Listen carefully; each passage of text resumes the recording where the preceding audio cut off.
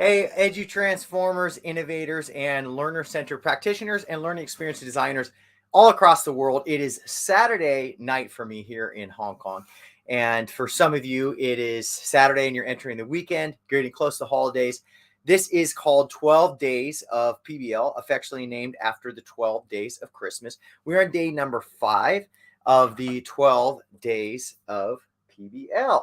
And just a quick recap of where we've been. We started out with the first day looking at what is high quality project-based learning. What does it look like? We talked about authentic experiences. Day 2, we looked at how do we build community partnerships for those authentic experiences, because we know that adds to what students are going to do and what they're going to gain from the project-based experience. Day 3, we looked at that tricky question of curriculum and content standards. How do we hit those? And hopefully we saw that we can hit as many content standards, if not more, but we're just going at a deeper level. Day 4, we brought in Marie, brilliant PBL coordinator and ES principal, to talk about how to schedule and scaffold PBL. And today we are going to look at a big question that a lot of us have. If you can see it says day 5, how do I differentiate for my learners with special needs? Now I want to qualify this first, because typically, historically, we have said learners who have special needs, we've typically sometimes put them into what we call special classes and not necessarily included them. When I was at High Tech High, we always included those kind of learners, because guess what? Every learner has a special need of some sort. And I want to paint the picture of why I feel so passionately about this from the exhibition. So I want to take you into an actual exhibition of student work. Students are exhibiting work. They're sharing confidently about their learning and about their learning journey. And I had someone come up to me after one of these exhibitions and said, Kyle, are these the gifted students? So I had to smile, because I knew, of course, I think all students are gifted, but no, this was not the gifted students. In fact, I had more IEPs, individual education plans, in my class of project-based learners than typically would fall into a class. But guess what?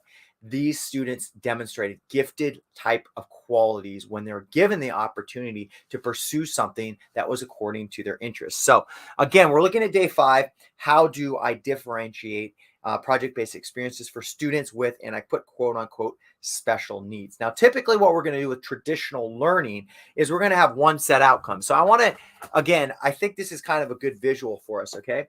So this says your topic, your big kind of question, perhaps, and you have your outcome here that you're wanting students to reach at the end. And typically when we design units of study, and let me just draw this out here. Typically we're going from topic to our outcome, and there's really kind of only one set way to get there. Now, what we're hoping to do with the project-based experiences is go quite deep. And by going deep, we're going to allow for so much more learning. And I want to paint this picture. So, look at what I drew. I drew a bridge, right? Because some people think that when we launch project-based experiences, we just send students, we put a big question in front of them, a big problem or challenge, and we just set them loose. But what we know from good teaching practice is that we're always going to have to support students. And so we're going to facilitate that experience. And what I'm doing here is I'm drawing out the bridges. Now, notice how the bridge is of different colors. Okay, because of course, as I mentioned, we have learners of all different learning styles, needs, backgrounds, and strengths. And notice here, I put this bridge that goes across. That is the bridge that we're supplying to support students in getting from the big question for the experience to the outcome. Now, let me give you a case study that demonstrates this. So a big school that's doing project-based learning organization is called Yaowa Yaocheng. I encourage you to look them up. I'll put them in the link. But they have a high amount of students who are English language learners. That's their second language. And of course, like many programs, they have a lot of learners who have special learning needs. And one teacher decided in her mixed age classroom in elementary school that she wanted to have students tackle this problem of how do we greenify our campus. Okay, and this came about just naturally because students were talking about it. They're talking about climate change. And the big provocation was, how do we greenify our campus? Now, the outcome, of course, was to have a more green campus. And she didn't just launch students into this investigation. She supplied scaffolds to facilitate learning, to support learning with diverse various needs. So case in point, there were teams that were investigating how to make campus more green. Now, there was a garden team that was in charge of looking at gardening and how gardening can make things more green. There was a weather team that was in charge of looking at climate. There was a team that was an outreach team that was looking at how do we, promote this kind of green campus to younger peers. And so all of these different teams were tasked with this big question, but they were pursuing things according to their interests and those learners that have diverse needs. So you might have those superstar standouts who are great writers. Well, they're going to be working on that book that's going to be delivered to the younger peers on how to encourage them to make the campus more green. They're writing these storybooks. Those people who like to be hands-on, those kids who can't sit still in class, they're going to be out doing the gardening, and that kind of thing. Those kids who really like to research, well, those are those who are going to help research and find out all the background and data information that they need so they can purchase the kind of plants and seeds that they need to make this campus green. And that weather team that I mentioned is going to look a little bit at climate. And, a lovely picture of this, you have a team of 3 students and they're like, all right, guys, here's the weather for today. Here's the climate. Here's how it's going to affect our plants.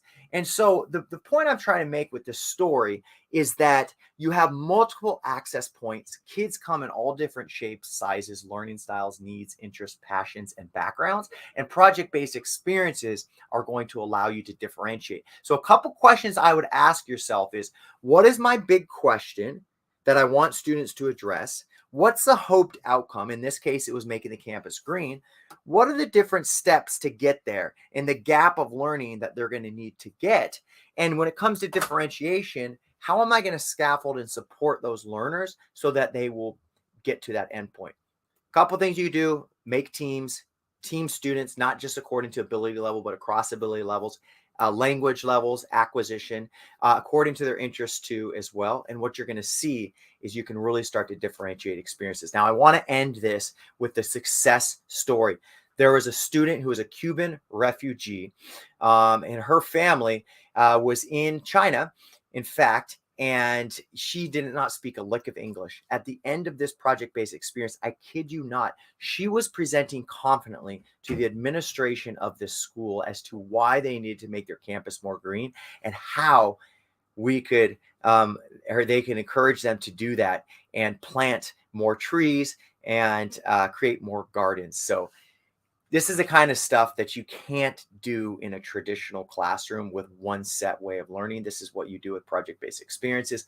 My provocation to you, if you've watched this video, is how might you differentiate your project-based experience for learners with diverse needs? And how can project-based learning help you to get at those kind of learners in a way that traditional learning can't?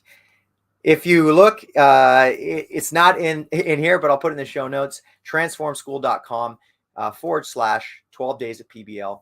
Join the challenge. We've got a great live event coming up next Thursday. We're going to get practitioners all across the world to share around a big question that we have with project-based learning around assessment. So I'll put the details in the show notes. Let me know what you think of this video, and I hope you enjoyed 12 days of PBL.